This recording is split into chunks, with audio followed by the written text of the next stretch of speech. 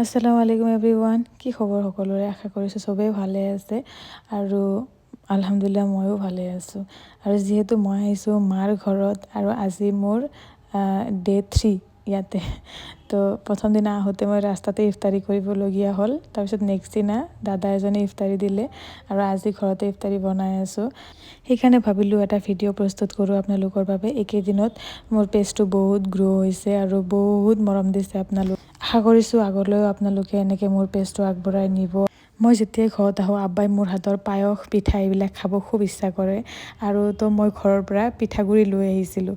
যিহেতু ইয়াতে ঢেঁকী নাই, মোৰ মাৰ ঘৰত ঢেঁকী নাই, সেইকাৰণে ঢেঁকীত খুন্দা পিঠাগুড়ি পিঠা বেছি ভাল হয়। তো আম্মাই মোক অলপমান পিঠাগুড়ি বনাই দিছিল ঢেঁকীত, সেইখিনি মই লৈ আহিছিলোঁ আৰু সেই পিঠাগুড়ি দি মই ভাবিছোঁ আব্বাক পিঠা বনাই দিম আৰু পায়স খাব খুজিছে, পায়স বনাই দিম আজি ইফতাৰত।